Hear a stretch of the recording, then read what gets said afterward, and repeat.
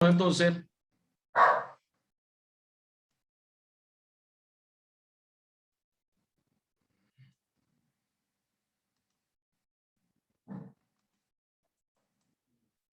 exposición de la información contable en entes comerciales, industriales y de servicios. Me pareció adecuado para introducirme en este tema y en función a las experiencias adquiridas durante los años, hacer esta escalerita. Esta escalerita, en su primer escalón, indica la primera registración contable que hacemos. Desde el momento en que identificamos un hecho económico susceptible de ser registrado y reconocido por la contabilidad, ese hecho económico lo registramos en lo que es el libro diario. Automáticamente, ustedes están viendo o van a ver en nuestra materia, y como primer trabajo práctico que van a tener es la registración de un caso en un sistema de un programa de contabilidad que se llama Regisoft. Ahí primero van a tener que crear el plan de cuenta. El plan de cuenta va a ser el requisito necesario para poder empezar a cargar los asientos. Los asientos, la carga y registración de los asientos se efectúan en el libro diario. El libro diario automáticamente genera mayores de cada una de las cuentas. Y también se generan los balances de suma y saldo. Todo de manera automática, porque cuando cargamos el plan de cuenta, armamos los árboles de destino de cada una de las cuentas. Primero definimos qué tipo de cuenta se trata, qué tipo de movimientos recibe, a dónde se va a acumular, etc. Entonces, cargamos el documento, el libro diario, el asiento, dispara un mayor, con el mayor se dispara un balance de suma y saldo.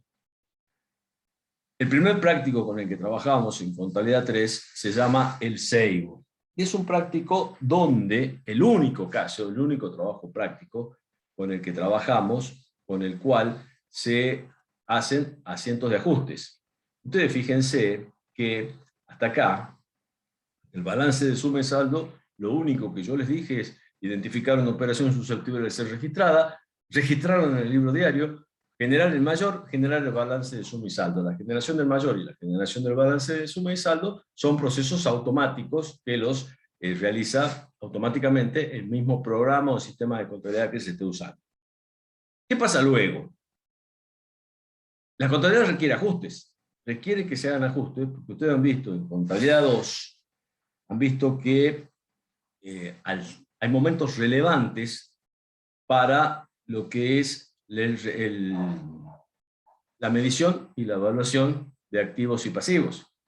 Los momentos relevantes que vimos en Contabilidad 2, les recuerdo, era el momento en que un activo o un pasivo se incorpora al patrimonio, dura al cierre del ejercicio y al momento en que se da la baja.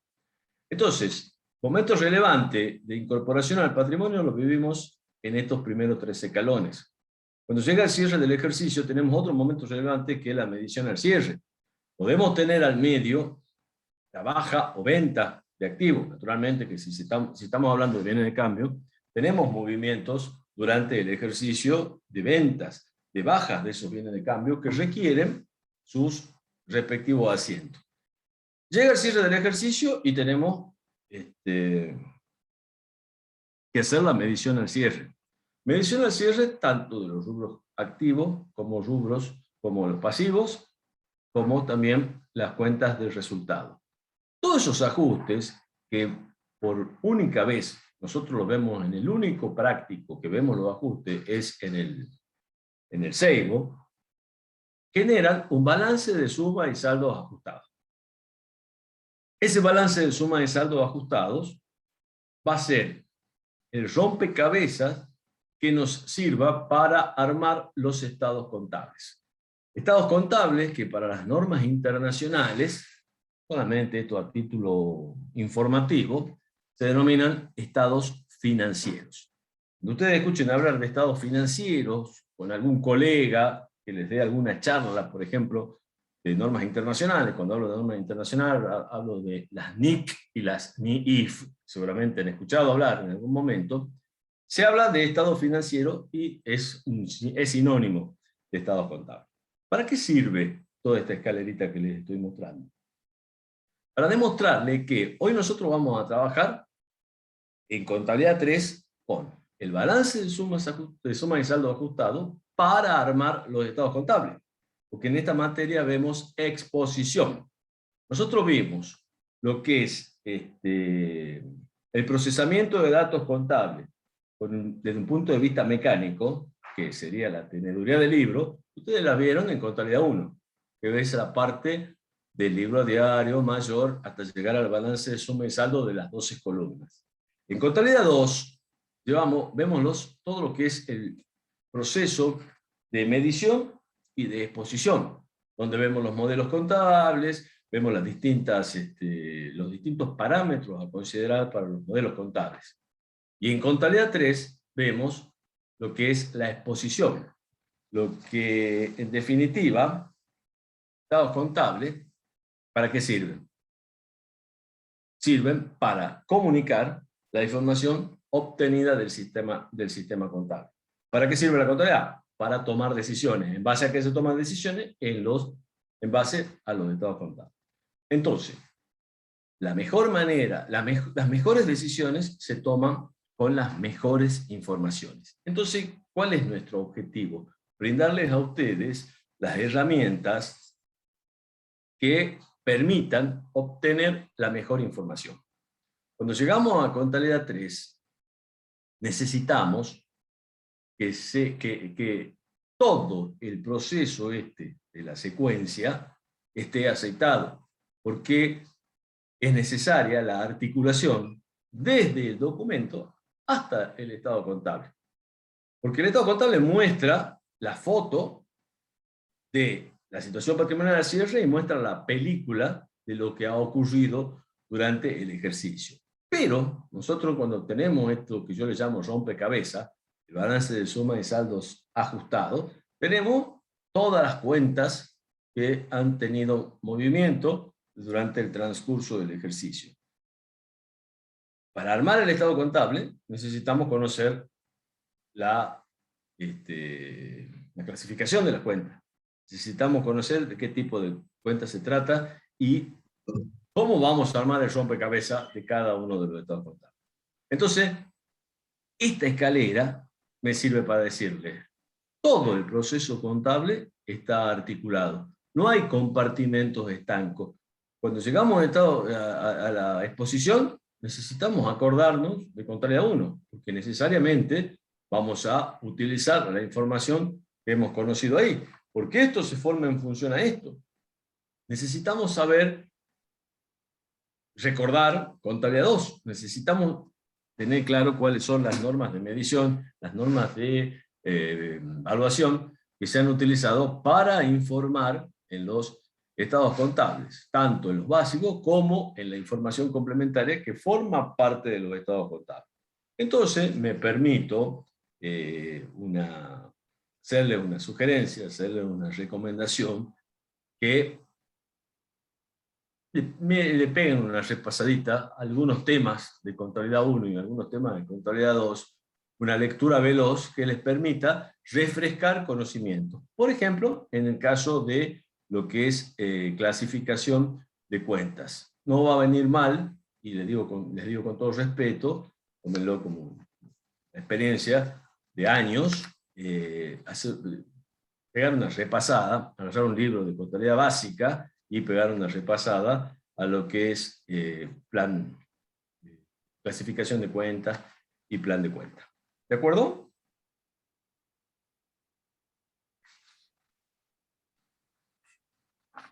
Cuando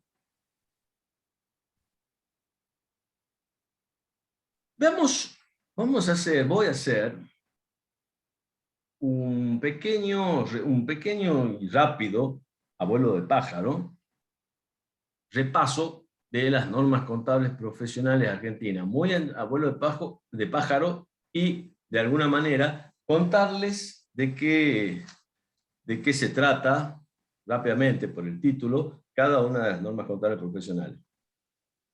Nosotros tenemos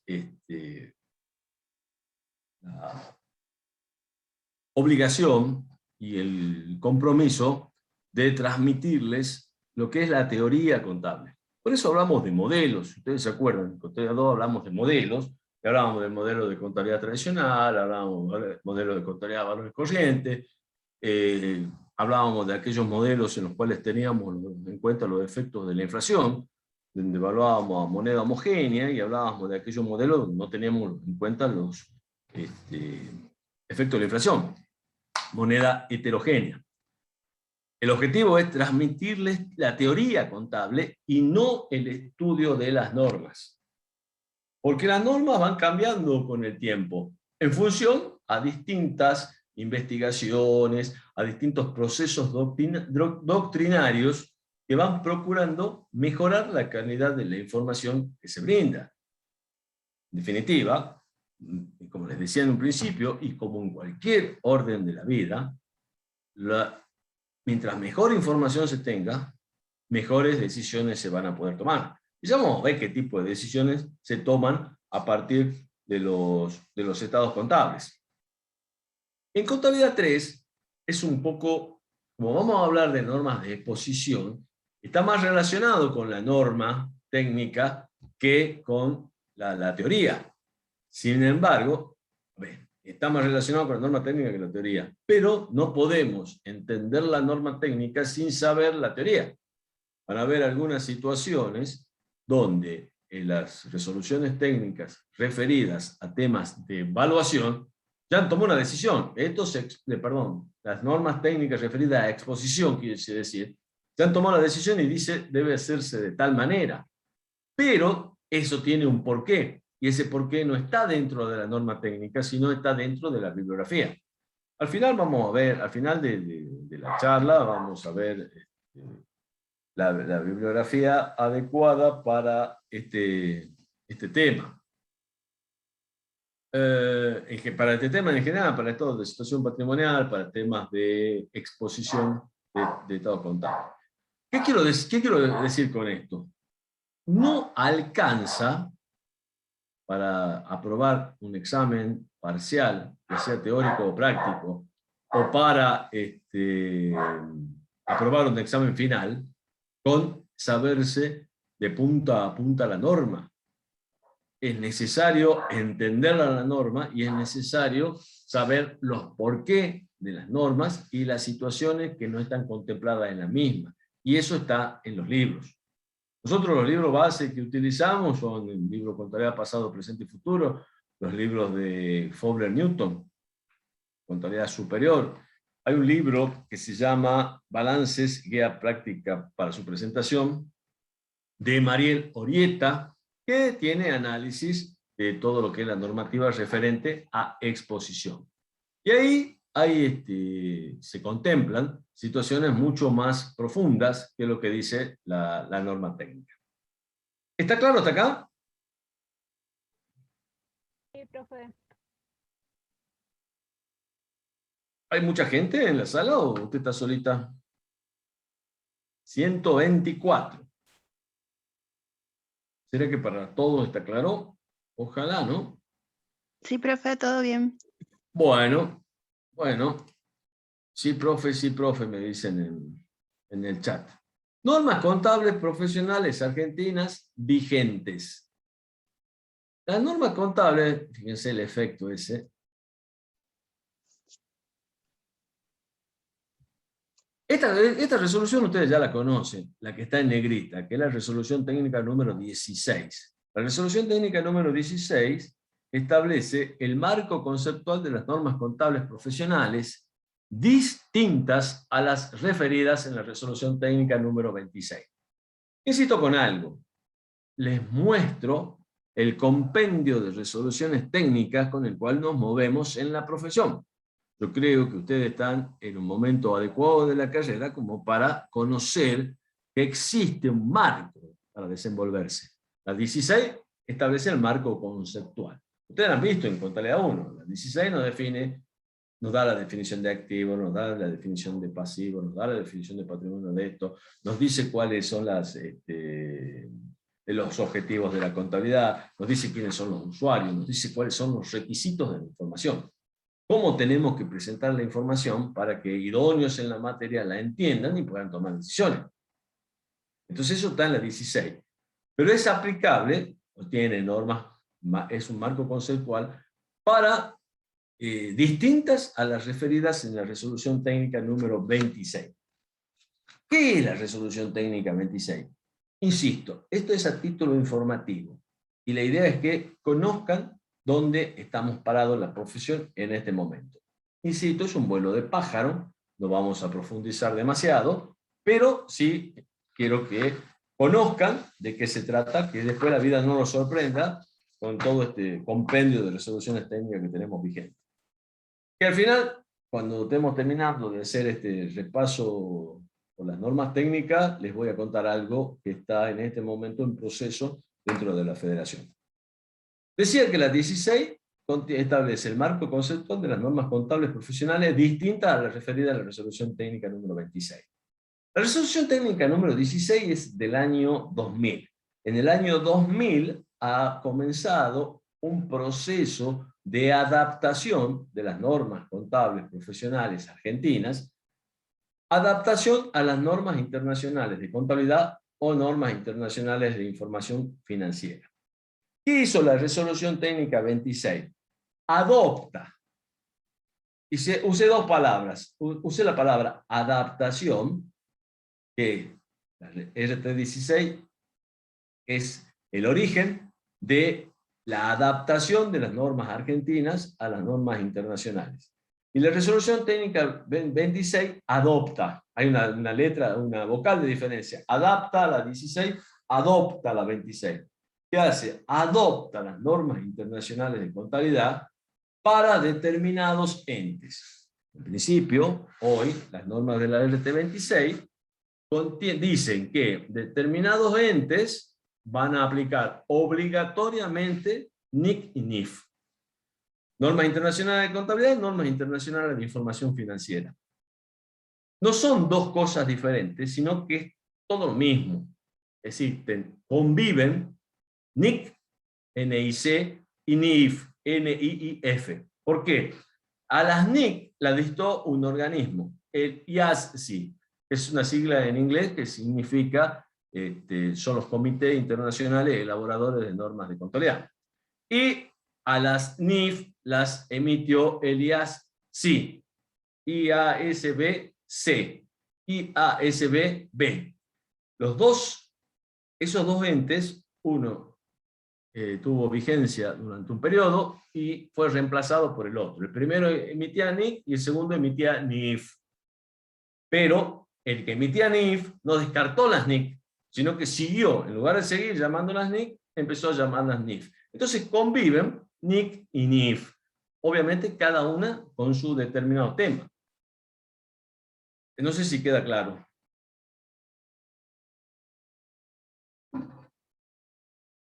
Bueno, parece que sí. Entonces, ¿qué hace la 26? La 26 dice, adopta esas normas internacionales para empresas radicadas en la Argentina. El resto aplica el marco conceptual establecido en la resolución técnica número 16. Entonces, en materia de normas vigentes, hoy nosotros tenemos este cuadrito que es un cuadro que contiene la aplicación de estas tres resoluciones técnicas. RT significa resolución técnica, eso ya lo conocen. La resolución técnica número 17, la resolución técnica número 26 y la resolución técnica número 41. Y son normas que establecen cuestiones de aplicación general. La resolución técnica número 26 ya les dije. Es la resolución técnica que adopta las normas internacionales de información financiera, normas internacionales de contabilidad y normas internacionales de información financiera. La resolución técnica empiezo por la 41. La resolución técnica número 41 establece normas, establece cuestiones de aplicación general entre ellas normas de evaluación y de medición, para entes pequeños y medianos. Y la resolución técnica número 17 prevé normas que se refieren a cuestiones de aplicación general para entes que no califican como pequeños y como medianos. Entonces, ¿qué quiero significar con todo esto? Estamos viendo que tenemos 4 tipos de entes. Tenemos entes pequeños, tenemos entes medianos, tenemos entes que no califican ni como pequeños ni como medianos, serían entes grandes, pero no se los define como entes grandes, sino que se califican como entes que no son ni pequeños ni medianos, y tenemos entes que aplican normas internacionales. Para esos entes, cada uno de los entes tienen normas, pero no todas las normas son aplicables para todos los entes, ni son obligatorias para todos los entes, salvo situaciones especiales. Entonces, los invito a que esto en realidad no los invito, porque lo voy a hacer de esta manera. Mi forma de transmitirlo esto es empezando de abajo hacia arriba. Podría hacerlo al revés.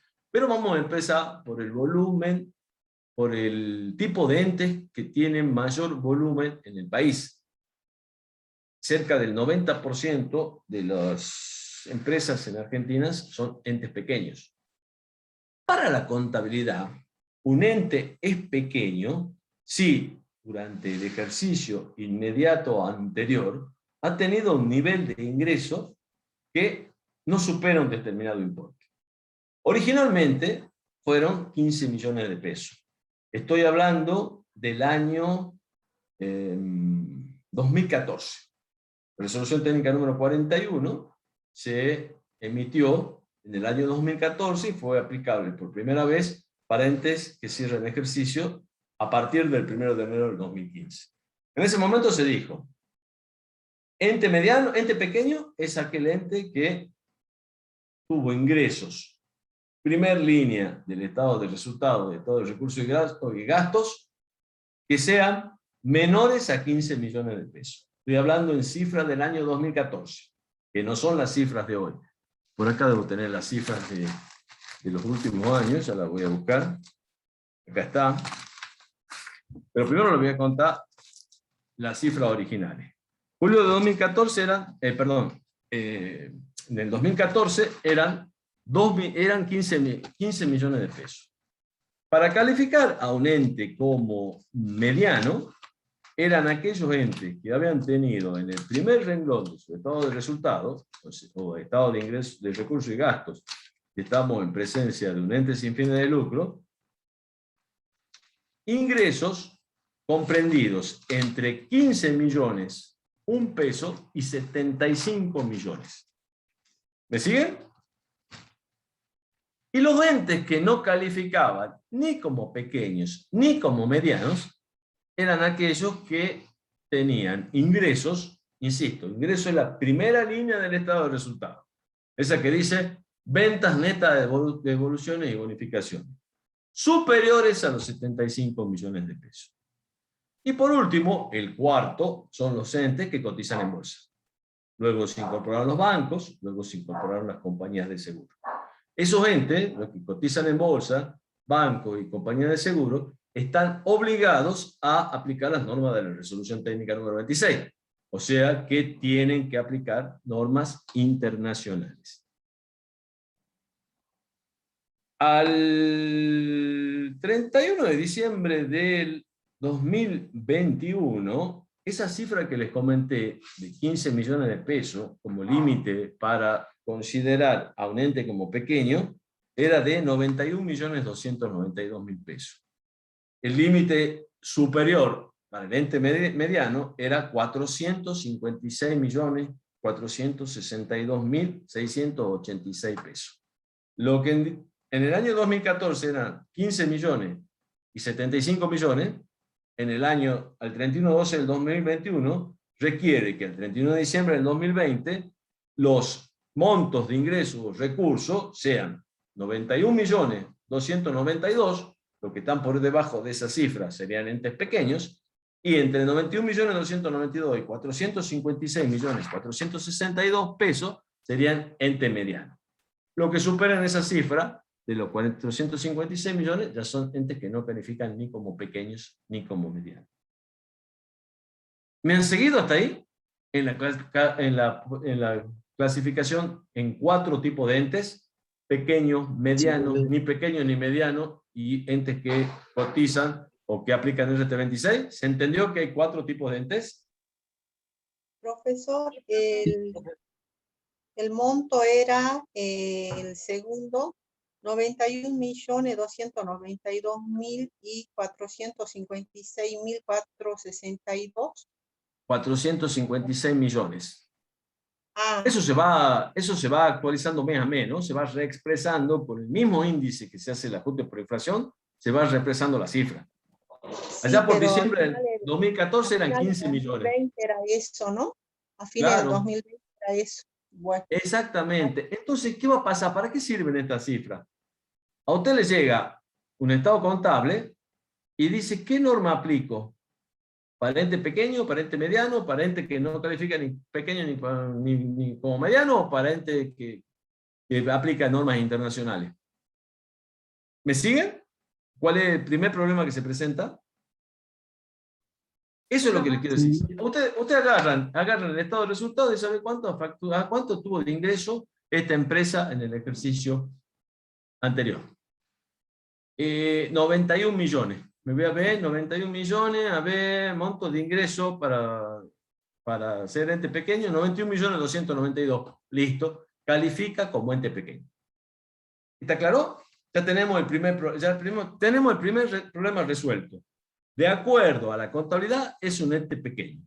Esto no tiene nada que ver a lo que se define como PYME para la CPYME, la Secretaría para la Pequeña y Mediana Empresa. Eso tienen otras pautas para calificar un ente como pequeño o como mediano. Para la contabilidad, la pauta es esta.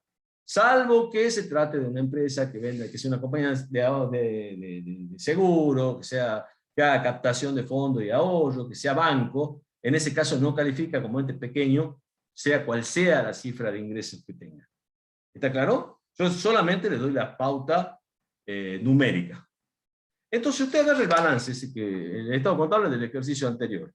Usted está por cerrar 31/12 del 2021. Cierra, bueno, está por cerrar, pongámosle ahora que estamos en septiembre, 31 de agosto del 2021. No, vuelvo al 31 de diciembre para no mezclar cifras. Usted está por cerrar 31 de diciembre del 2021 y está preparando la información para cerrar 31 de diciembre del 2021. Entonces, ¿qué hace? Se fija en el estado contable del 31 de diciembre del 2020, la cifra de ingresos, el monto de ingresos, primer número del estado de resultados dice 91 millones, entonces, como el tope es 91.292.537, está en condiciones de aplicar, está definiendo que se trata de un ente pequeño. ¿Me siguen? Si se trata de un ente pequeño, puede aplicar resolución técnica, fíjense acá abajo, resolución técnica 41, segunda parte, que es el juego de norma más simple que tenemos en estos momentos en vigencia. El que menos profundidad en el análisis de la información, de la registración y de la exposición requiere. Está hecho para entes pequeños porque se considera que un ente pequeño tiene un número limitado de personal para trabajar, no tiene tantos recursos, entonces no se le exige tanto nivel de información. Puede aplicar RT41, que viene el caso recordarles que la RT41 está dividida en 3 partes. Una primera parte que tiene cuestiones generales, una segunda parte referida a normas de evaluación para entes pequeños y una tercera parte referida a normas de evaluación para entes medianos. Entonces, la más simple es la RT41, segunda parte. Pero, como me han enseñado en contabilidad, van a pensar ustedes que la información, que los estados contables sirven para tomar decisiones, yo tengo que buscar la forma de presentar mejor calidad de información. Entonces ahí es donde aplico la relación esta que dice costo-beneficio. ¿Vieron que hay restricciones a la información contable? Que la estudiamos cuando vemos la RT16, que hablamos de, ¿cómo se llama? Una es costo-beneficio, la otra es impracticabilidad, y me falta la primera. ¿Ustedes se acuerdan?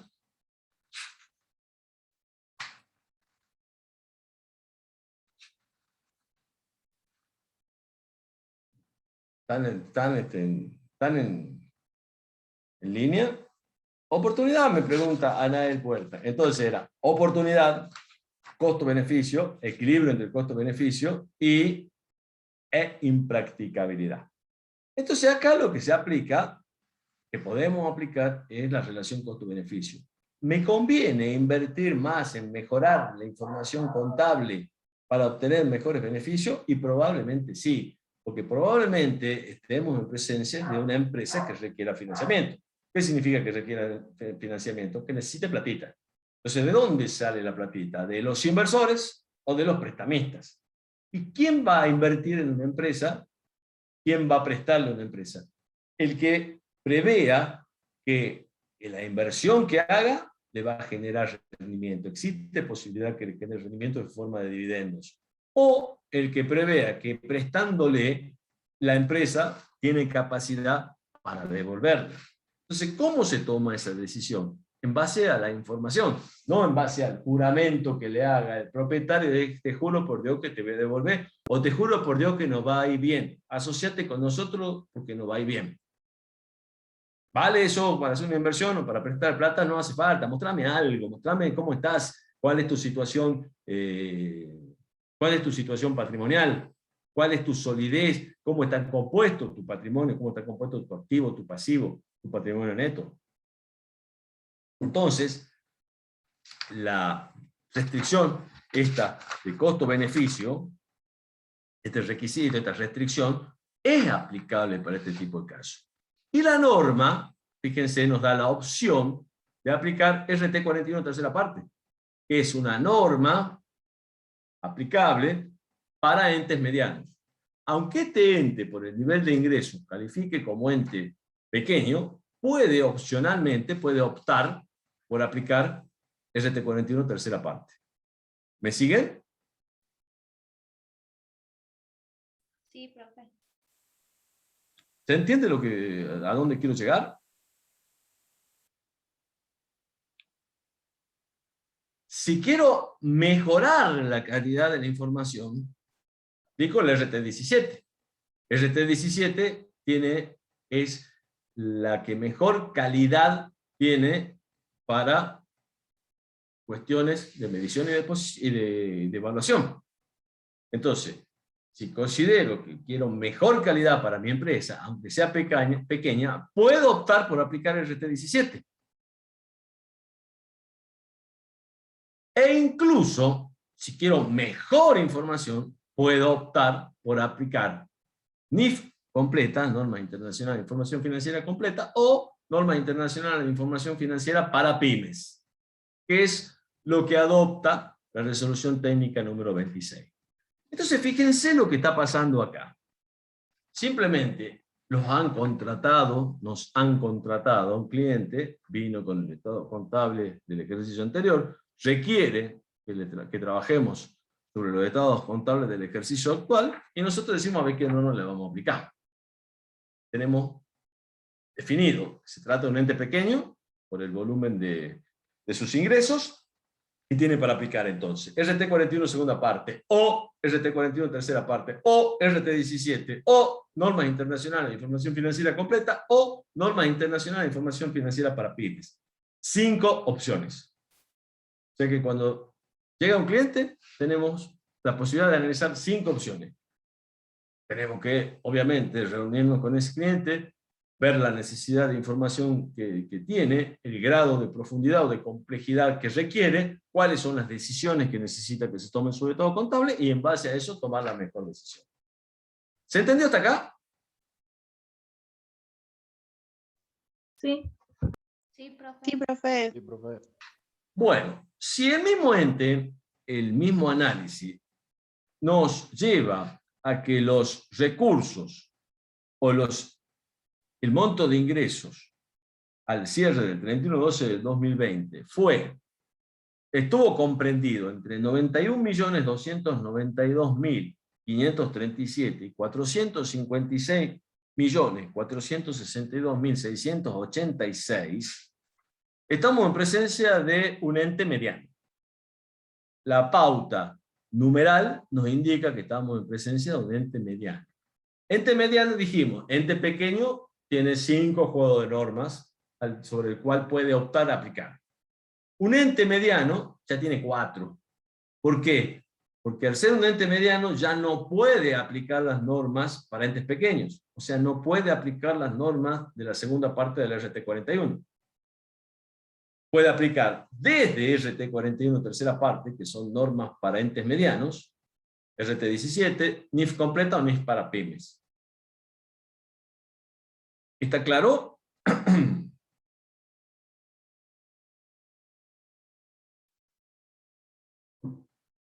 Si el ente supera el límite superior para ser considerado ente mediano, o sea, los 456.462.686 pesos, si lo supera, va a calificar como un ente que no es ni pequeño ni mediano.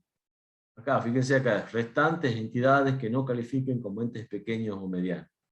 En ese caso, no puede aplicar resolución técnica número 41. Directamente de la 17 en adelante. Aplica la 17 o aplica opcionalmente normas de información, normas internacionales.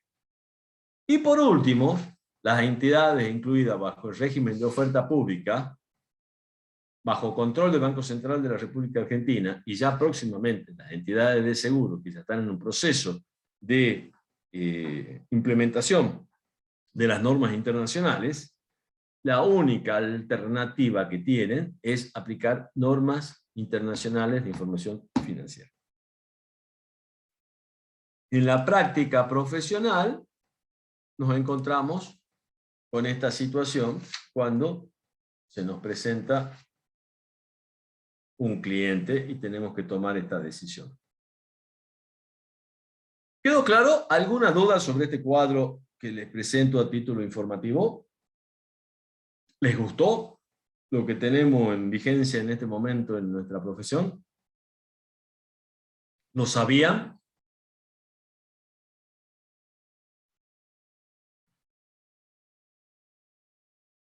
No se oye. Profesor, si sería ente pequeño, o sea, con el ingreso de ventas netas inferior a 91.292.000, sería más simple, digamos, y menos complicado directamente adoptar la RT41 segunda parte. Sí, es así. Casualmente está hecho para eso. Como se entiende que son entes que tienen lo que son estructuras administrativas pequeñas, normalmente por ahí en estos entes trabaja el contador y un ayudante que hace la registración, que hace la liquidación de impuestos, que hace la liquidación de sueldo, hace el balance y audita el balance. Entonces, se ha dictado esta norma para ese tipo de entes. Pero, sin perjuicio de eso, y son las normas más fáciles, pero también más simples, con menor grado de complejidad. Por ejemplo, las normas de la RT41 segunda parte no exigen la segregación de los componentes financieros implícitos, ni para las ventas ni para las compras. ¿Se acuerdan que vimos segregación de componentes financieros implícitos? Bueno, la 41 segunda parte no lo exige. Las otras normas sí lo exigen. Desde la 41 tercera parte en adelante, se deben segregar los componentes financieros implícitos. Por ejemplo, ¿escucharon hablar del método del impuesto diferido para la registración del impuesto a las ganancias? Sí, La, por supuesto, profesor. Sí. la RT41 segunda parte no obliga a los entes pequeños a registrar el impuesto a las ganancias por el método del impuesto diferido. Desde ente mediano para arriba están todas obligadas a registrar el impuesto a las ganancias por el método del impuesto diferido.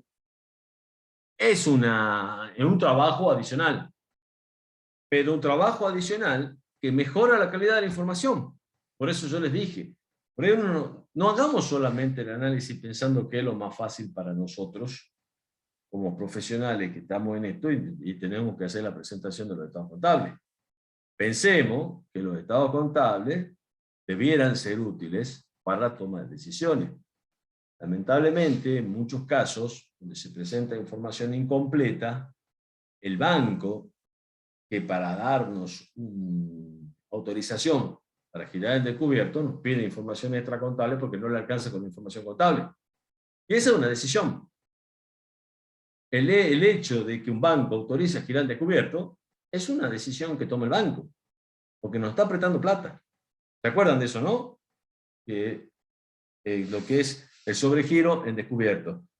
Quiere decir, usted libra un cheque por 1.000 y tiene plata en el banco por 800, para que el banco le pague los 1.000 que usted dio la orden que pague en ese cheque, le tiene que prestar 200, porque usted tiene solamente 800 pesos. Le está haciendo un préstamo. Incluso para la autorización de girar el descubierto para hacer ese préstamo, están exigiendo por ahí alguna información extracontable, porque no está alcanzando con la información contenida en los estados contables. Por eso yo les decía hace rato. La 41 segunda parte está bárbara, entes pequeños, nos simplifica un montón la tarea, hay muchas cosas que no hay que hacer, no hay que, qué sé yo, no hay, entre lo que le dije, el tema del componente financiero, la segregación de los componentes financieros implícitos, el tema del método del impuesto diferido, algunas cuestiones de exposición que no exigen que se presenten separados, por ejemplo, los resultados financieros y por tenencia generado por activo y generado por pasivo. Acepta que se presente todo en una sola línea. Pero eso es información escasa. Y no alcanza para una decisión, por ejemplo, de pedir un préstamo. Ahí es donde tenemos que evaluar nosotros la importancia de usar una u otra norma, no solamente en lo que es la sencillez. Usted va a decir, sí, bueno, pero no nos pagan por eso. Veamos qué decisión tomamos para mejorar la calidad de nuestro trabajo y de alguna manera lograr vender nuestro servicio, venderle la utilidad que tiene nuestro servicio, y en algún momento lograremos que nos paguen también por eso. ¿Se entiende lo que quiero decir? Yo no quiero decir, no, seamos más papita que el papa y presentemos, hagamos un trabajo detallado, nos cueste lo que nos cueste. Les dije, tengamos en cuenta la ventaja de la relación costo-beneficio. Si presentar mejor información nos representa que la empresa obtenga mejores decisiones, por ejemplo, en cuanto a fuentes de financiamiento, bueno, es válido y lo vendamos de esa manera en nuestro trabajo. ¿Está claro? Profesor, entonces, aplicar para el ente pequeño la RT41, ahí estaríamos en desventaja, porque siempre el empresario por ahí necesita el financiamiento de los bancos.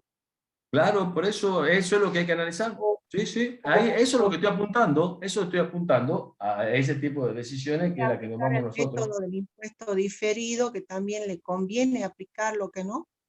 Sí, porque el método del impuesto diferido, como objetivo, procura que se refleje en la contabilidad el reconocimiento de hechos que los conocemos en este momento, pero que se van a producir en el futuro.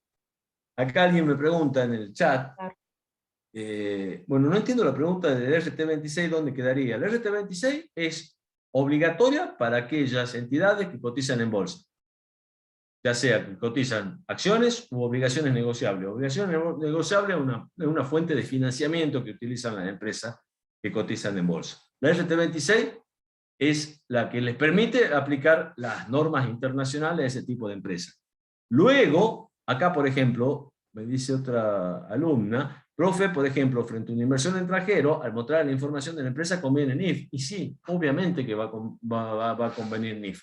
Por ahí tenemos una empresa pequeña que hace exportación o importación y que necesita brindar información a inversores o a proveedores del extranjero.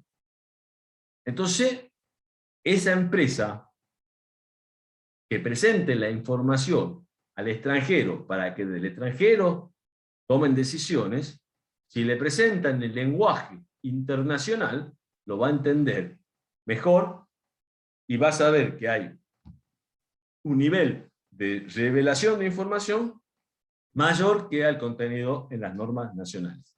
Entonces, me gusta el debate que se genera, porque evidentemente era lo que pretendía mostrarles. No existe una única receta. Existen diferentes alternativas que hay que analizarlas, obviamente conociendo distintas situaciones y analizando la relación. Acá es donde analizamos la relación costo-beneficio. Si al empresario, mira, te conviene que te lo haga de esta manera, porque de esta manera brinda una mejor calidad de información, y una mejor calidad de información genera una mejor toma de decisiones.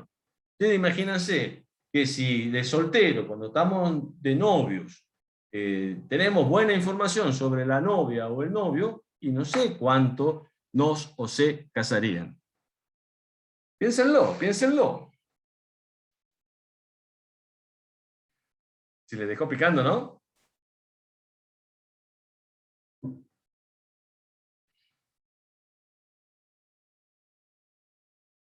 Sigamos con las normas que están vigentes. RT 6, ¿saben de qué se trata, no? Ya la sufrieron en Contabilidad 2. Muchos hace poquito, algunos otros un poquito antes. RT 6, ajuste integral por inflación. Es una norma que se puso en vigencia, nunca se derogó, simplemente estuvo frisada, y se puso en vigencia en su totalidad, con algunas definiciones respecto al punto de partida, a partir de los ejercicios cerrados a partir del 1 de julio del 2018. Hasta el 30 de junio del 2018 se consideró que estábamos en un contexto de estabilidad monetaria.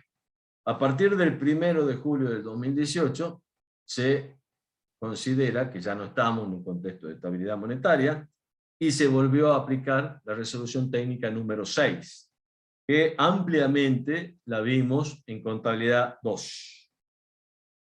En el medio de la resolución técnica número 6 hubo una activación a partir de una resolución de la Junta de Gobierno de la Federación Argentina de Consejo Profesional de Ciencia Económica, que fue la 539/18, por ahí han escuchado nombrar esa resolución, que fue la que dijo, a ver, ¿qué hacemos con los stock en los estados contables de anteriores a julio del 2018?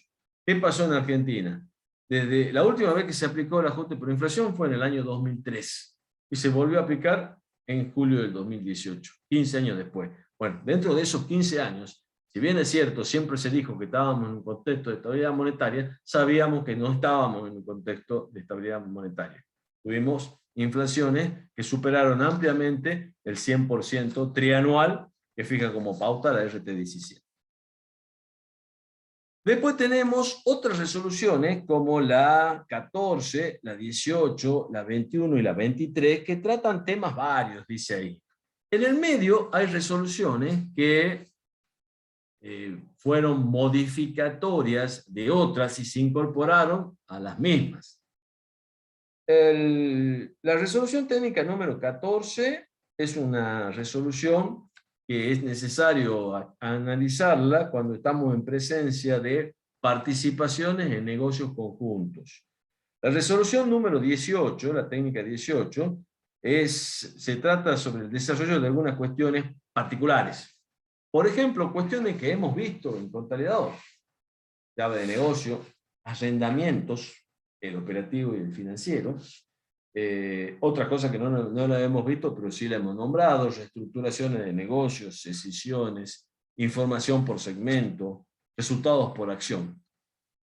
La 18 tiene ese tipo de de contenidos.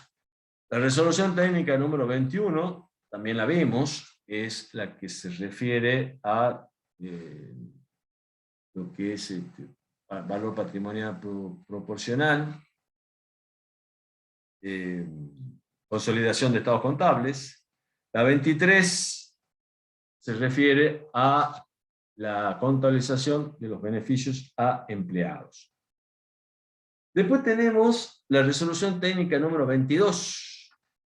La resolución técnica número 22, luego modificada por la 46, hace poquito, hace un par de años, se refiere a normas de exposición y de evaluación para entes que tienen su actividad dedicada a las actividades agropecuarias. Fíjense, yo les dije la RT26, luego modificada por la 46. La 46 desaparece del mapa. Está incluida dentro de la 22. Directamente se incluyen las modificaciones y en el articulado dice artículo tanto modificado por la resolución técnica número 46. Y nosotros vamos a trabajar con la resolución técnica número 22, porque vamos a trabajar con estados contables, las particularidades de los estados contables para entidades, para empresas agropecuarias. Las empresas agropecuarias tienen la característica de que hay una situación natural que se produce, que es el crecimiento vegetativo, tanto de las actividades agrícolas como las actividades ganaderas. Entonces requieren que ese crecimiento vegetativo tenga un tratamiento específico en la contabilidad para que los estados contables presenten adecuadamente la información. Y ya pasamos al sector que, bueno, si bien es cierto la 22, sobre la actividad agropecuaria vamos a trabajar en contabilidad 3, ahora vamos a ver las normas de exposición. La 8 es la norma general de exposición contable. Es aplicable a todos los estados contables. Bueno, cualquiera sea el tipo de actividad que desarrolle. Y la resolución técnica número 8, dentro de su articulado, prevé que la federación, que ha recibido delegación por parte de los consejos profesionales de ciencia económica para el dictado de normas, prevé que se dicten otras normas para casos particulares. Es así que la RT9 tiene normas particulares para entes comerciales, industriales y de servicios. La RT11 tiene normas particulares para entes sin fines de lucro. Y la RT24 tiene normas particulares para cooperativas. La RT24 tiene normas de exposición, de evaluación y de exposición para cooperativas. RT24 que fue modificada por la 51,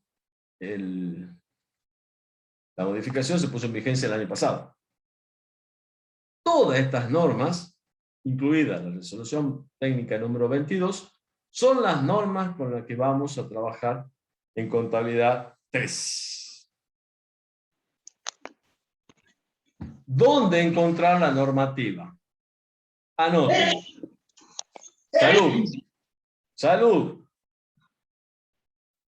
¿Dónde encontramos la normativa? En la página de la Federación Argentina de Consejos Profesionales de Ciencia Económica. www.fapse.org.ar.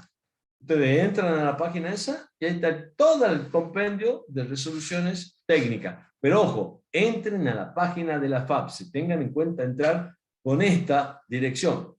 Porque si ustedes ponen normas, resolución, por ejemplo, tienen que ver la resolución técnica 17, están aburridos un sábado de noche y dicen, ¿qué hago? Voy a poner a ver la resolución técnica 17. Entonces ponen, googlean RT17 y les va a salir. Le van a salir distintas alternativas y por ahí les sale la resolución técnica de un consejo.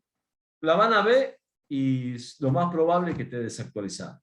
Entonces, entren a la página de la Federación directamente. Y en la página de la Federación pongan normas normas vigentes, normas argentinas vigentes, NSP, normas contables profesionales, y normas nacionales, que serían normas nacionales, y también están las normas internacionales. No necesitan contraseña, no necesitan loguearse, entran a la página de la Federación y encuentran absolutamente gratis todas las normas.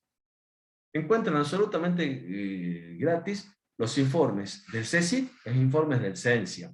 Nosotros varias veces hemos hablado, hemos comentado sobre la existencia de determinados informes. Qué sé yo, me viene a la cabeza el informe 14, haberlo mencionado cuando se habla, vieron que hace rato dije de la obligación de segregar los componentes financieros implícitos, que si no se conoce el precio de contado de una operación, hay que estimarlo. ¿Cómo se estima? Buscando una tasa de mercado. Bueno, hay un informe que se llama el informe número 14, que nos indica cómo buscar esa famosa tasa de mercado. Esta es una pregunta de examen, ¿no? Pues dice, hay que descontarlo con una tasa de mercado. Y entonces la pregunta es, ¿cuál mercado? Y por ahí no saben contestarle. Hay que ir al banco a ver cuál es la tasa que está vigente y buscar, hay diferentes tasas, pero diferentes operaciones. Después también hay en la página de la FAPSE lo que se llama el informe 30, que lo vimos cuando vimos bienes de uso en contabilidad 2. Seguramente yo me acuerdo haber hecho mención en clase teórica, y también se hace mención, porque se da algún ejercicio del informe 30 en clases prácticas. Hay interpretaciones. Nosotros durante el transcurso de este año, de este curso, digamos, de contabilidad 3, vamos a ver uno de los estados contables básicos, que es el estado de flujo de efectivo. Y hay una interpretación, que es la número 2, que se refiere específicamente al estado de flujo de efectivo, que también está incluida dentro de esta página de la Federación. Entonces, ¿qué les quiero significar con todo esto? Veamos el objetivo de todo esto. Es decir, no hace falta que salgan corriendo a comprar el compendio de normas técnicas que vende Reparo, que vende Bullati. Tienen la información actualizada en la página de la Federación. ¿Está claro? Sí, profe. Espero haber logrado el objetivo de mostrarle, así, a vuelo de pájaro, como les decía, el conjunto de normas sobre el cual nos tenemos que mover el día que estamos egresados. Ustedes piensen que están a meses de egresar de la carrera, ¿o no?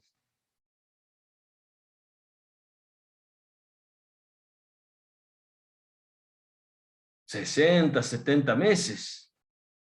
Pero son meses.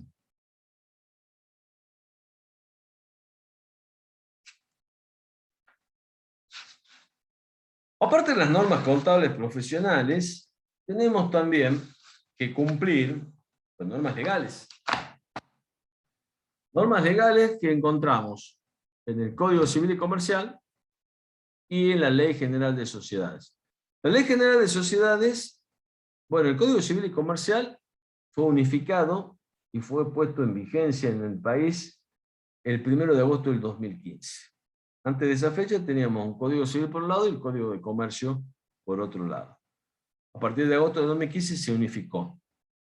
Se respetaron algún articulado del código, de los códigos anteriores, y se generó nueva información y se eliminó otra información.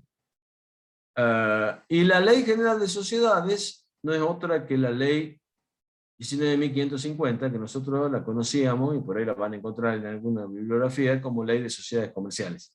A partir de la puesta en vigencia del Código Civil y Comercial, se llama Ley General de Sociedades, sigue siendo la Ley 19.550. Acá también les dejo la diapositiva, voy a hacer una mención de dónde encontramos, que seguramente ustedes ya la han visto, pero nunca está de más jugar una repasada rápida. No voy a detenerme demasiado en este tema, pero decirles que capítulo 5, sección 7 del Código Civil y Comercial dice quiénes son los obligados a llevar contabilidad, en su artículo 320. Todas las personas jurídicas privadas, todas las sociedades anónimas, SRL, sociedad, los distintos tipos societarios de la Ley General de Sociedades, sociedad comandita por acciones, sociedad comandita simple, sociedad, etc.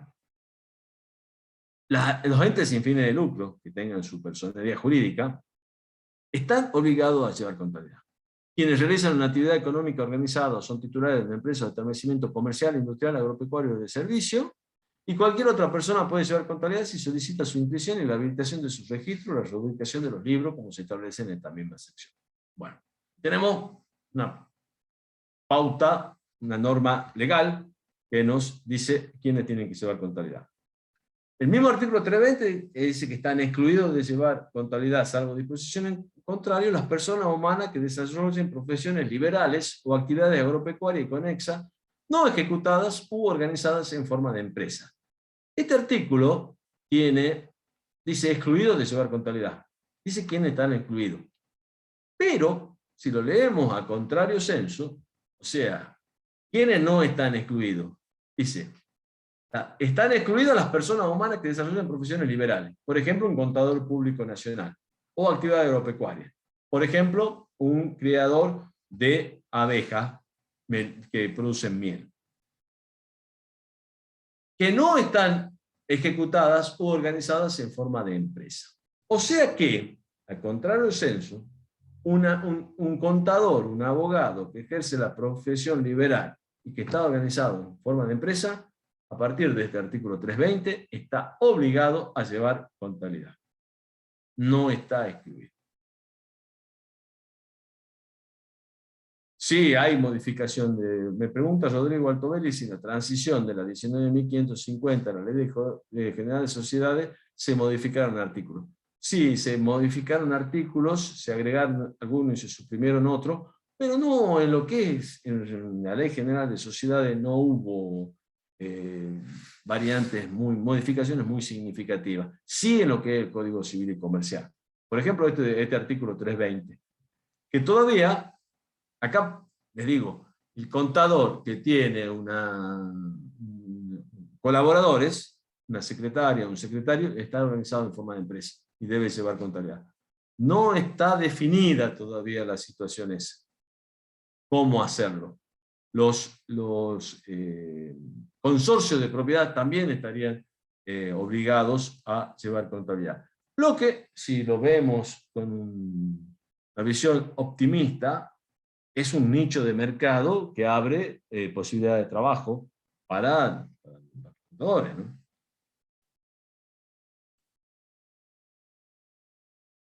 Una finca con ganadería como negocio familiar entraría como actividad de persona humana agropecuaria o como persona jurídica agropecuaria.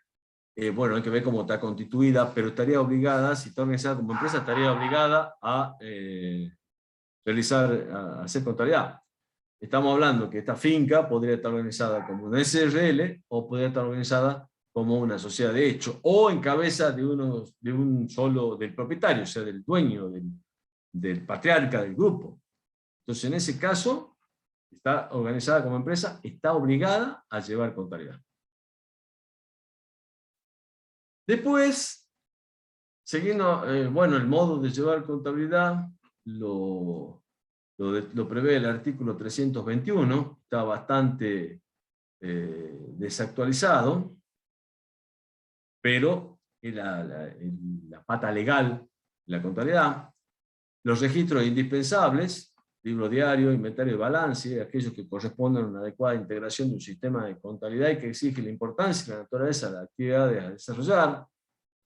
Estamos hablando de criterio, pero podríamos incluir libro IVA venta y libro IVA compra, en estos casos. Después el artículo 323,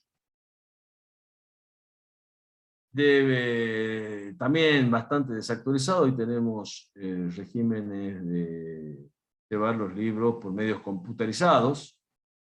Existe la opción de que el registro público, en nuestro caso, está incluido dentro de la Inspección General de Personas Jurídicas. El registro público de comercio forma parte de la Inspección General de Personas Jurídicas acá en Salta, y esto ya queda un poco desactualizado porque dice que hay que llevarlos encuadernados. Bueno, el registro autoriza a emitir los libros por medios computarizados, imprimirlos y luego hacer la rúbrica, pero naturalmente que eso hay que pedirlo por anticipado. Prohibiciones de los libros que no vienen al caso para esta charla, pero se los dejo ahí como diapositiva, me pasé. El artículo 25 dice la forma de llevar los libros, los registros. El artículo 326 habla de estados contables y es lo que es el objetivo de esta materia, o la razón de ser de esta materia. Y dice el artículo 26 del Código Civil, 326 del Código Civil y Comercial que al cierre del ejercicio, quien lleva contabilidad obligada o voluntaria, ya vimos quiénes están obligados, quiénes están excluidos y quiénes no están excluidos, sino que están incluidos porque no cumplen la pauta de la exclusión, deben confeccionar sus estados contables que comprenden como mínimo un estado de situación patrimonial y un estado de resultados que deben asentarse en el registro de inventario y balance. Bueno, hoy sabemos que las normas técnicas nos obligan a llevar 4 estados contables básicos. El estado de situación patrimonial, el estado de resultado, los recursos y gastos en el caso de entes sin fines de lucro, el estado de evolución de patrimonio neto y el estado de flujo de efectivo. El artículo 327 dice que en el diario se deben registrar todas las operaciones relativas a las personas. Bueno, un poco les comentaba, lo de la registración en el libro diario es la primera aparición que tiene en la contabilidad un hecho susceptible de tener impacto económico y de ser registrado. Artículo 328 habla de cuánto tiempo hay que guardarse la documentación, libros y registro, habla de 10 años desde la fecha del último asiento. Y la Ley General de Sociedades, la 19.550, tiene un capítulo, acá está, vigencia 1 de agosto del 2015, creo que usé esa fecha, me parece haber dicho agosto del 2015, estoy casi seguro, que establece requisitos en materia de presentación de estado contable. Pero también quedó bastante desactualizado. Habla de balance general, que es nuestro estado de situación patrimonial. La resolución técnica número 8 habla de estado de situación patrimonial o balance general. El resultado del resultado, cuenta de ganancia y pérdida. Nosotros hablamos de estado de resultado y cuentas de recursos y gasto. Estado de recursos y gasto. Estado de evolución del patrimonio neto, que no es complementario, sino un estado contable básico. Y habla de acá del estado de origen y aplicación de fondos, que era una forma de presentar la evolución financiera de un ente. Hoy, la evolución financiera de un ente se presenta con el estado de flujo de efectivo. Y es obligatorio para todo tipo de entes. En este caso, este estado era obligatorio solamente para los entes que, del artículo 299 de la Sociedad de Aportaciones, entes que cotizaban en bolsa. Hoy es estado contable básico y obligatorio para todo tipo de entes. ¿Qué pretendo significar con esto? Por si no quedó claro. La norma legal que obliga o que de alguna manera determina qué es la información que se debe presentar es el Código Civil y Comercial, es la Ley General de Sociedades. Pero, fíjense, está desactualizada respecto a las a lo que tenemos en vigencia. ¿Sí?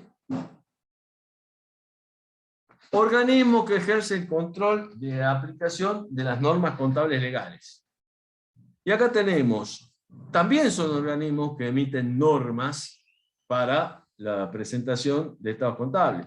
Y acá tenemos la CNB, que es la Comisión Nacional de Valores, el Banco Central de la República Argentina, el INAES, que es el Instituto Nacional de Asociativismo y Economía Social, que es el instituto que ejerce, que tiene facultades sobre cooperativas y mutuales, la AFIP, que es la Administración Federal de Ingresos Públicos, que tiene incluida dentro de en su área a la Dirección General Impositiva y a la Dirección General de Aduanas, DGI y DGA, la Dirección de Personas Jurídicas, que en Salta se llama así, Dirección de Personas Jurídicas, que hace un par de años tiene incluido al Registro Público de Comercio, que es donde se presentan los contratos constitutivos y las modificaciones de las distintas sociedades.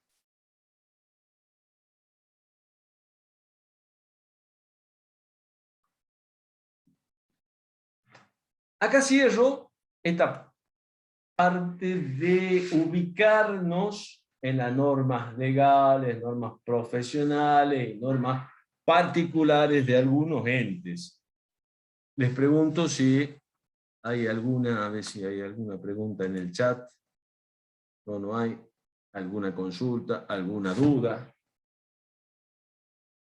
Por ahí probablemente veamos ahora en adelante algunas diapositivas que ya hayan compartido con todos, pero no importa, porque también creo que es válido, me parecía válido traer la colación, aunque ya la hayan visto, para introducirnos en todo este tema. ¿Vamos bien hasta acá? Sí, profe. Sí, profe. Profesor, el Sí. estado de origen y aplicación de fondos, que ahora se llama estado de flujo de efectivo, ¿dijo? No, lo que dije que los estados contables deben mostrar la situación patrimonial y la evolución económica y financiera de un ente. ¿Sí? Eso lo definimos como un objetivo. La situación patrimonial es una foto, la situación económica se la ve el estado de resultado, y la evolución financiera hay distintas alternativas. En algún momento, en la RT8 estaba vigente estado de origen, origen y aplicación de fondos, y o estado de variaciones de capital corriente se llamaba. Esto le cuento como parte de la historia. Antes que se incorpore el estado de flujo de efectivo como estado contable básico, la información financiera se revelaba a través del estado de origen y aplicación de fondos o del estado de variaciones de capital corriente. Se derogaron esos dos estados y hoy la información financiera se expone en lo que es el estado de flujo de efectivo. No es lo mismo. Pretenden informar sobre la evolución financiera de un ente, pero lo hacen de manera diferente. Hoy lo que está vigente es el estado de flujo de efectivo, que nosotros tenemos bastante clases teóricas y prácticas destinadas al mismo. ¿Se entendió? No existe ya el estado de origen de aplicación de fondos. Sigue estando ahí en el artículo ese de la Ley General de Sociedades, pero no existe. Y el estado de flujo de efectivo es otra cosa, es diferente. Tiene la misma información. La evolución final, la exposición de la evolución de la información financiera ha ido evolucionando con el transcurso del tiempo hasta llegar a lo que hoy es el estado de flujo de efectivo, que sigue evolucionando y sigue mejorando la información.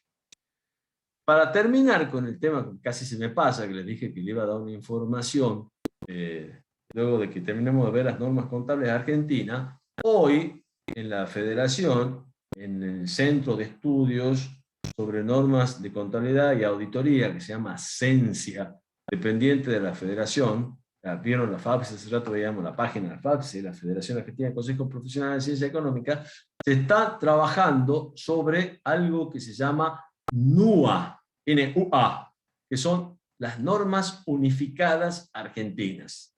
Se está trabajando en una unificación de las normas y no tener tantos juegos de normas, porque nos complica la vida. Ustedes probablemente hoy cuando me han escuchado hablar de la RT17, segunda parte, tercera parte, RT41, RT26, ni es para pymes, ni comunes, habrán dicho, ¿todo ese juego de normas tenemos? Sí, todo ese juego de normas tenemos. Hoy, en estos días, se ha puesto está entrando en un periodo de consulta, probablemente se lo haya contado Torres el martes, la norma unificada argentina.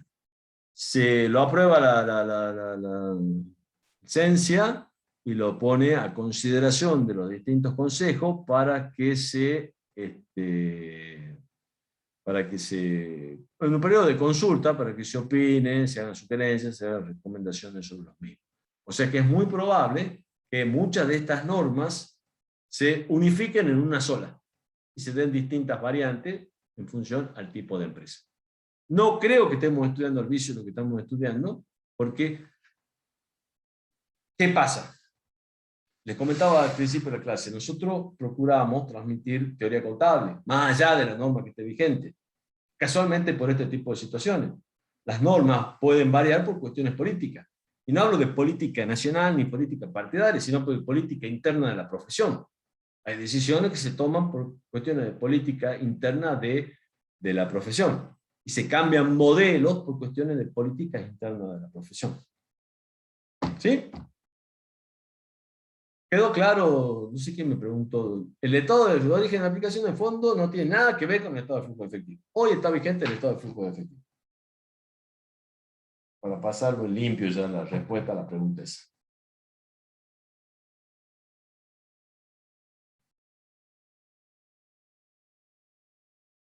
Veamos, las normas contables profesionales son aplicables para empresas en marchas. ¿Qué significa una empresa en marcha? Los principios de contabilidad generalmente aceptados decían que uno de los principios de contabilidad generalmente aceptados era el principio de empresa en marcha. Y decía que el principio ese decía que empresa en marcha es un ente con plena vigencia temporal y proyección futura. La RT41 y la RT17 tienen un concepto de empresa en marcha que es prácticamente el mismo, dicho en otras palabras. Empresa que está en funcionamiento, o sea, vigencia temporal, y continuará su actividad dentro del futuro previsible, proyección futura. Para esos entes se aplican las normas contables profesionales. Hay dos preguntas en el chat. Me preguntan si el martes hay clases. La respuesta es no. Volvemos el jueves. Vuelvo yo. Y me pregunta María Milagros, ¿cuánto tiempo demoraría en salir? En unos años no debería ser tanto. Entra en un proceso de consulta que son 90 días, de ahí lo tiene que analizar y luego lo tiene que aprobar la Junta de Gobierno y es probable que se ponga en vigencia. Normalmente lo que se hace es ponerlo en vigencia a partir del 1 de diciembre, que es el 1 de enero, imaginen, pensemos desde el año 2023. Pero con la posibilidad de ponerla en vigencia en forma adelantada. No creo que pase mucho más allá de fines del 2022. Pues ya estamos cerrando el 2021, sé que el periodo de consulta va a estar terminando casi a fines del 2021, se harán algunos trámites a mediados del 2022 y para... calculo que en un año puede ser. Eso hay que preguntarle bien a Torres. Torres está metido directamente en la federación. Él es el que nos da información, pero está en la cocina.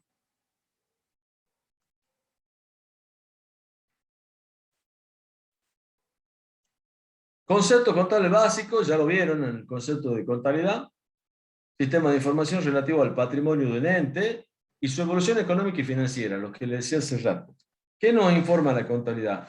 Patrimonio de un ente, o sea, información relativa al patrimonio de un ente y su evolución económica y financiera. Acá empezamos a incorporar el concepto de foto, patrimonio, foto, es la foto del patrimonio a un momento determinado, y el concepto de evolución, que es un concepto dinámico. Es una película. Evolución económica y financiera. ¿Dónde ve la evolución económica? En los estados de resultados. ¿Dónde ve la información financiera? En los estados de flujo de efectivo. Que procesa datos y brinda información útil para la toma de decisiones. No perdamos de vista esta palabra, por eso está en negrita. Información útil para la toma de decisiones por parte de los usuarios. Cuestiones de resolver, evaluación o medición. Cómo se reconoce la ganancia, por eso vemos los distintos modelos, esto lo vemos en contabilidad 2, y exposición, que es lo que lo tiene acá en contabilidad 3, donde vamos a trabajar básicamente, como les mostraba hace rato, con las resoluciones técnicas de exposición. La 8, como norma general, la 9, norma particular para entes comerciales y entes de servicio, la 11, para entes sin fines de lucro, la 22, para actividades agropecuarias, y la 24 para cooperativas. Objetivo de los estados contables: proveer información sobre el patrimonio del ente, la foto, a una fecha, y su evolución económica en el periodo que abarca, para facilitar la toma de decisiones económicas. Está claro que insistamos sobre esto, y por qué insistimos sobre esto, y por qué insisto con pensar en la opción de no hacerlo más fácil para nosotros, sino hacerlo más útil para la toma de decisiones. Personas interesadas, así lo dice el RT 16, habla de personas interesadas, y habla de los inversores actuales y potenciales, de los empleados, acreedores, clientes, el Estado, y habla de los usuarios tipo, cualquiera sea el ente emisor. Y acá pone como usuario tipo, fíjense quiénes son los usuarios tipo. Inversores y acreedores, tanto los actuales como potenciales. ¿Qué hacen los inversores y los acreedores? Ponen plata. ¿Se acuerdan de la estructura de inversión y la estructura de financiamiento? En la estructura de inversión tenemos el activo. En la estructura de financiamiento tenemos el pasivo y el patrimonio neto. El pasivo por la plata que ponen los acreedores, el patrimonio neto por la plata que ponen los inversores. Entonces, los estados contables, una de las principales decisiones que van a generar va a ser financiación, que le presten plata para activar la estructura de inversiones. ¿Está claro? Y ustedes piensen, ¿a quién le prestaría plata? Yo siempre me acuerdo en los exámenes, en algunos ejemplos, y pongo el ejemplo, cuando estamos hablando tan livianamente de los préstamos y de los aportes irrevocables, y decís, che, si yo te pido el aporte irrevocable y me da la plata, y ahí es como que, estoy pensando, si yo pongo plata mía, ¿qué es lo que quiero que pase?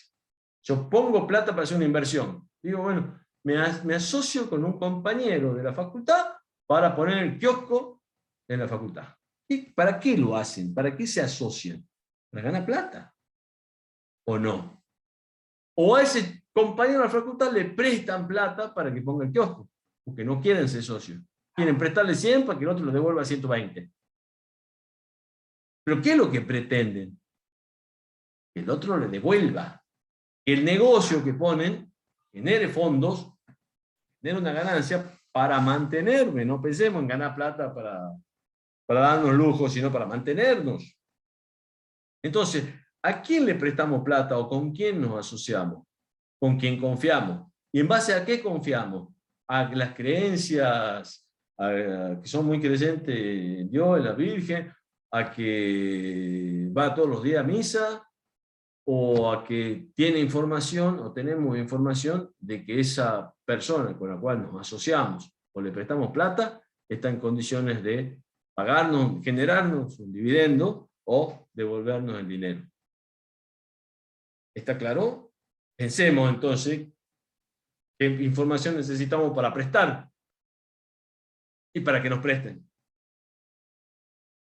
Adicionalmente, y cuando pensamos, porque por ahí colegas, yo no voy a dar mi visión, porque no quiero ser, no tengo por qué ser autorreferencial, pero hay colegas que dicen, pero al final si no nos pagan por hacer eso. Pero pensemos que si nuestro cliente crece, nosotros crecemos a la par de ellos. Y si hacemos un buen trabajo, el cliente no nos va a sacar. Si somos buenos empleados, el patrón, el empleador, no nos va a sacar. Los empleadores pretenden tener buenos empleados y no estar capacitando permanentemente a los empleados. Adicionalmente, también son usuarios tipo los entes sin fines de lucro no gubernamentales quienes les proveen o podrían suministrar recursos. Un ente sin fin de lucro puede ser una asociación civil, una fundación, donde hay gente que pone plata, dona, y necesita que le provean información adecuada para saber cuál es el destino de los recursos. Imagínense que si uno hace un aporte para una asociación civil, no está procurando obtener un lucro, tiene un fin diferente, un fin social, un fin cultural, pero no tiene un fin económico. Entonces, ¿qué necesita? Información, que le provean información adecuada para saber cuál es el destino de los fondos y que no están cayendo en un destino diferente por el cual los aportan. Y en los casos de entidades gubernamentales, los cuerpos legislativos y de fiscalización. Bueno, ya en el caso de entidades gubernamentales se exige otro tipo de información complementaria también, ¿no? que es la información contenida en presupuestos, por ejemplo, y las ejecuciones presupuestarias. Requisitos de la información, bueno, simplemente a modo de recordatorio, esto ya lo vieron. Lo vieron en contabilidad 1, seguramente lo vieron en contabilidad 2. Los elementos de los estados contables, su situación patrimonial a la fecha de los estados contables. Acuérdense que cuando escuchen hablar de estados financieros, es la terminología que utilizan las normas internacionales. En las normas nacionales se habla todavía de estados contables. Aunque hay mucha terminología en las normas profesionales, muy similar a la utilizada por las normas internacionales. Recuerden que al principio de la charla les comenté que allá por el año 2000 empezó un proceso de adaptación de las normas nacionales a las normas internacionales, desde que sale la resolución técnica número 16. Otro elemento del estado contable es la evolución de su patrimonio durante el periodo, incluyendo un resumen de las causas del resultado asignable a ese lapso, la evolución de su situación financiera por el mismo periodo, expuesta de modo que permita conocer los efectos de las actividades operativas de inversión y financiación del periodo. Esta información está contenida en el estado de flujo de efectivo, que es el estado que informa sobre la evolución financiera. Y por último, otro elemento es otros hechos que ayuden a evaluar los montos, momentos e incertidumbre de los futuros flujos de fondos que los inversores y acreedores recibirán del ente por distintos conceptos. Serían hechos que requieren que se genere algún tipo de información complementaria que complemente, o sea, lo que complementario es lo que complementa a los estados contables básicos. Elemento de los estados contables.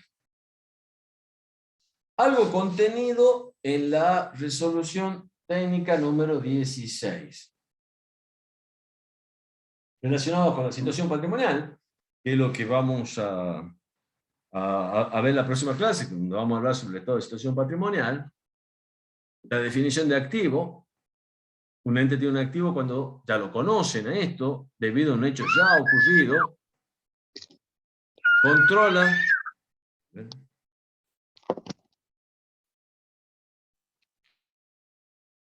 ¿Me escuchan?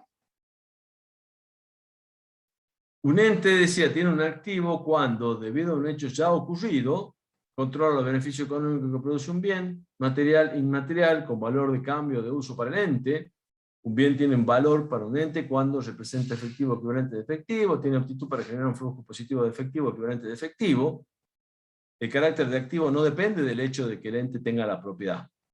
Esta es una definición de activo introducida ya por el año 2000, cuando se producía el proceso de adaptación de las normas nacionales a las normas internacionales, y uno de los motivos por el cual se cambia esta definición y se termina concluyendo que el carácter de activo no depende del hecho de que el ente tenga la propiedad, es las operaciones de arrendamiento financiero, las operaciones de leasing financiero. Es el típico ejemplo que en los exámenes finales pedimos cuando nos están hablando del requisito de esencialidad. Hace rato veíamos uno de los requisitos de la información contable, que es esencialidad, acá, ejemplo. Uno de los ejemplos del requisito de esencialidad que habla de que tenemos que tener en cuenta la realidad económica, la sustancia de un hecho por sobre la forma. El ejemplo típico es, yo di dos por lo menos hoy día en clase, pero el ejemplo típico es el del arrendamiento financiero. Algo que parece un alquiler, pero en realidad es una compra-venta financiada. Algo que no figura como dueña la empresa, pero que en la interpretación, cuando se le corre el velo, se está encubriendo una compra-venta financiada luego de todo el análisis que se hace. Análisis que se hizo adecuadamente cuando trabajamos en contabilidad 2. Y otro requisito, otro ejemplo de esencialidad que también vimos hoy en clase, que no hablamos de que ese era un ejemplo, pero que es un ejemplo, que es el tema de la segregación de los componentes financieros implícitos. Les di 2 respuestas para una pregunta de examen que se hace prácticamente en todas las mesas. Ejemplo de esencialidad. Y muy pocas veces nos contestan bien, y en todas las clases, lo digo yo, lo dice Torres, lo dice Reto, lo dice Galeano, damos el ejemplo típico. A tal punto es el ejemplo típico que se ha cambiado la definición, el concepto de activo, como consecuencia del arrendamiento financiero. Espero que hayan atendido. Los pasivos, tenemos la definición de pasivos, con características que ustedes ya conocen, no me voy a detener en esta definición que ustedes ya conocen, esto es simplemente una introducción al tema.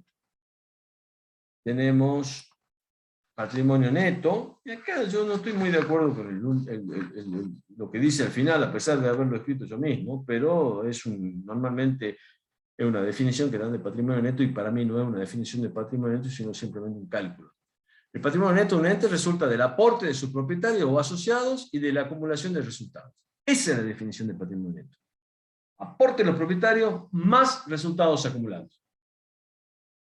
En el caso de entes sin fines de lucro, es muy probable que no haya aportes. No haya aporte de capital, sino que el ente se constituye con un determinado fin social o cultural y se va aportando periódicamente sin necesidad de que se trate de un aporte, o se van generando fondos sin necesidad de un aporte por parte de los asociados.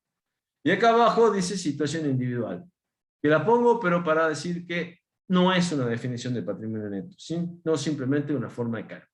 El patrimonio neto es igual a la diferencia entre el activo y el pasivo. 100 menos 30 igual a 70. Pero esos 70 tienen una parte que es aporte de los propietarios y una parte que es acumulación de resultados.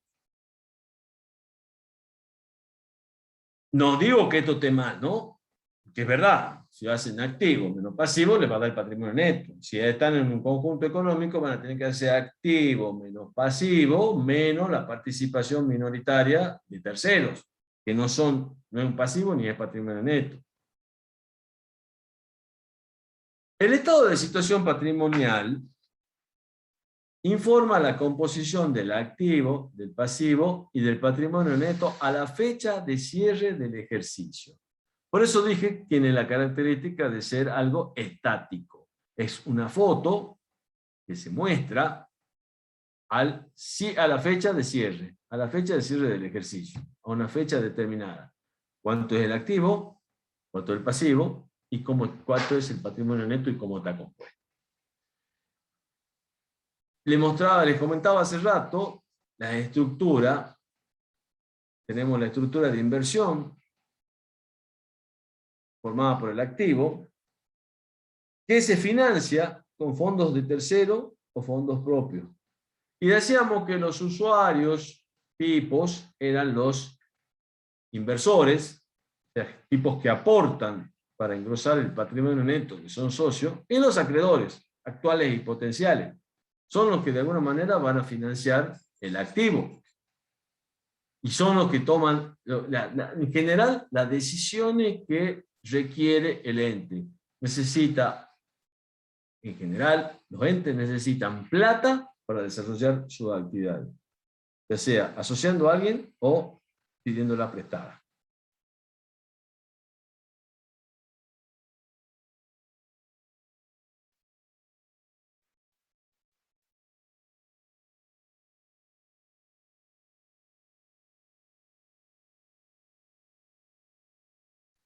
El estado de evolución del patrimonio neto, bueno, informa la evolución, la composición del patrimonio al inicio y al cierre del periodo. Por eso habla de evolución. Esto ya no es estático, esto ya tiene dinamismo. ¿Por qué?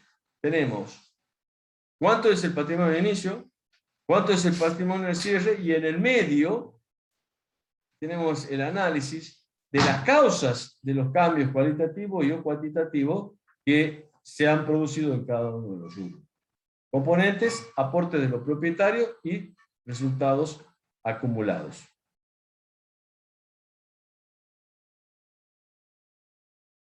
¿Qué será ese punto 33 que me ponen en el chat?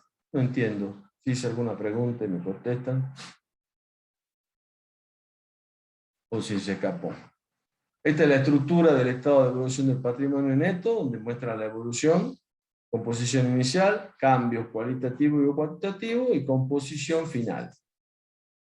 El estado de resultado o estado de recursos y gastos es el estado, en el caso de este sin fines de lucro, informa acerca de las causas que generaron el resultado atribuible del periodo.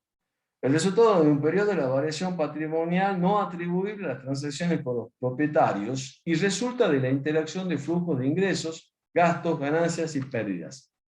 Acá, en esta oración, englobamos el concepto de ganancia. También pregunta de examen. Tenemos un enfoque, para determinar la ganancia tenemos un enfoque estático y un enfoque dinámico. El enfoque estático es la primera parte de la definición esta. El resultado de un periodo es la variación patrimonial no atribuible a las transacciones con los propietarios. ¿Por qué estático? Porque compara dos magnitudes en dos momentos. Patrimonio neto al cierre menos patrimonio neto al inicio, hay una diferencia. No toda esa diferencia es resultado. Hay que analizar cuál es el resultado. ¿Cuál es el resultado? Y para analizar cuál es el resultado tenemos que extraer de la diferencia entre el patrimonio neto al cierre y el patrimonio neto al inicio lo que son aportes y retiro de los propietarios. Que están dentro del patrimonio neto, pero que no podemos decir que es el resultado. Si ustedes tienen un patrimonio neto al inicio de 50, hacen un aporte de 20 y el patrimonio neto al cierre de 70, si hago un enfoque estático para determinar la ganancia, digo 70 menos 50 es 20, ¿es ganancia los 20? Y la respuesta es no, porque lo puse yo. Hice un aporte adicional porque necesitaba, por el motivo que sea, hacer un aporte. Entonces, ¿cuánto es la ganancia? 70 menos 50 menos los 20 de los aportes de los propietarios. La ganancia es 0. Ahora, si al final tengo 80, patrimonio neto al cierre 80, menos patrimonio neto al inicio 50. Me quedan 30. De los 30 hay 20 que es aporte de los propietarios y 10 que es la ganancia. Ese es el enfoque estático. Y el enfoque dinámico me va a arrojar 10 de ganancia, pero como resultado de la interacción de flujos de ingresos, gastos, ganancias y pérdidas, que sería el enfoque dinámico y no es otra cosa que el estado de resultado. La definición de ingresos, gastos, ganancias y pérdidas está en la resolución técnica número 16, que establece el marco conceptual.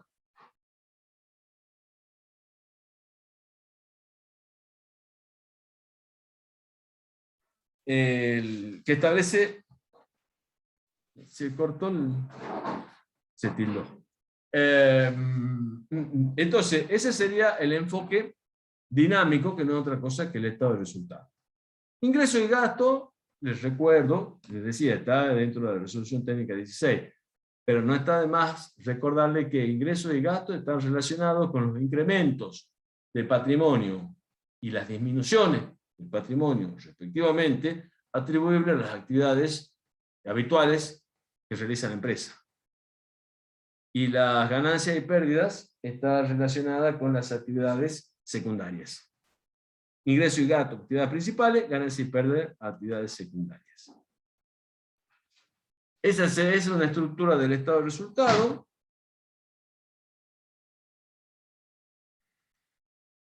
El estado de flujo de efectivo, que es el estado que informa las variaciones financieras, la evolución financiera del ente, que debe informar sobre la variación de lo que se llama recurso financiero, componente patrimonial que se llama recurso financiero. Todo esto lo vamos a abordar en profundidad durante el transcurso del curso.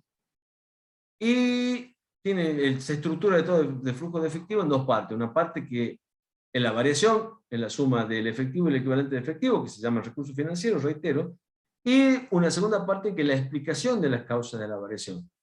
Y se debe explicar la evolución financiera discriminando entre actividades operativas, actividades de inversión y de financiación. Este es el formato de un estado de flujo de efectivo. Determinación de la variación es variación del efectivo más el equivalente de efectivo al inicio, al cierre, menos la composición del efectivo y el equivalente de efectivo al cierre, nos da un número. Nos da un número. Número que nos da la posibilidad de explicar cómo se ha producido un incremento o una disminución de ese número. Y esas causas deben explicarse divididas o segregadas de esta manera. Actividades operativas, de inversión, de financiación. Y un cuarto renglón que tiene su origen en algo que les comenté hace rato, que seguramente lo tomaron al pasar, pero lo vamos a ver cuando hablemos de todo el flujo efectivo, que es la interpretación 2 de la FABSE, que tiene carácter obligatorio en cuanto a la aplicación y que origina este cuarto renglón, que son resultados financieros por tenencia generados por el efectivo y el equivalente de efectivo. Y por último, yo ya les mostré los 4 estados contables básicos.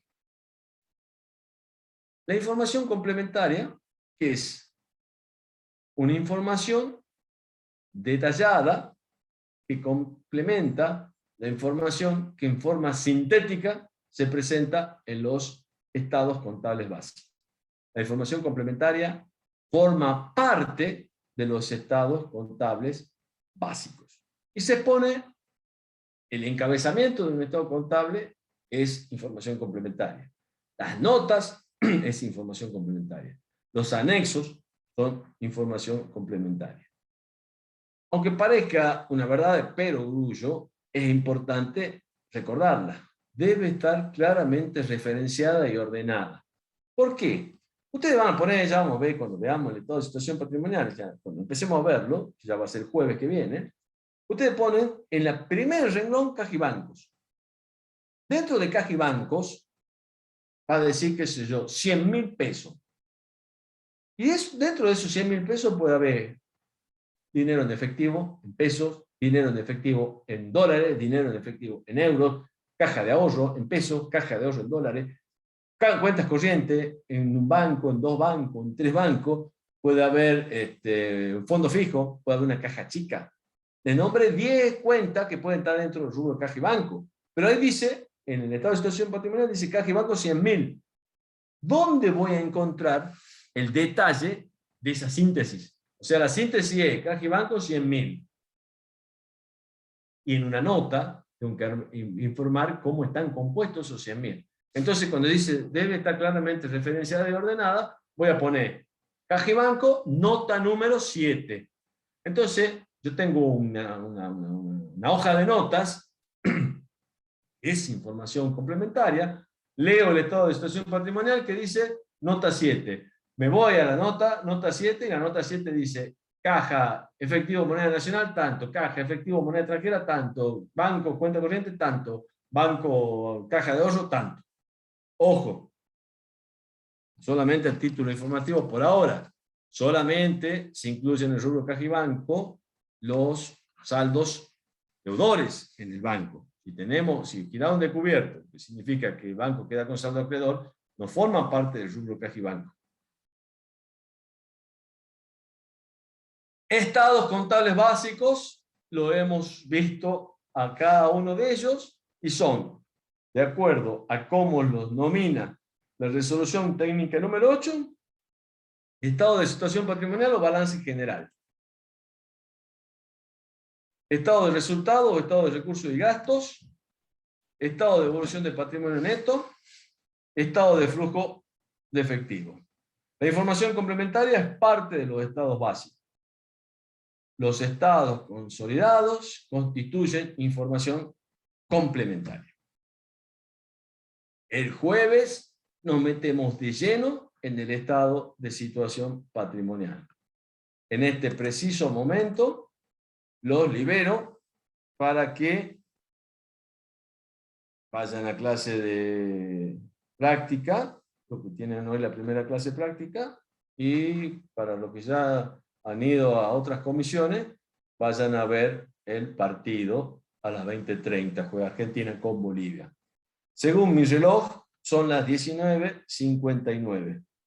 Les agradezco la presencia, les agradezco la participación a los que participaron y les deseo un feliz milagro y nos estamos viendo, si Dios quiere, por este mismo canal, con este mismo link, el próximo jueves 16 de septiembre a las 18 horas.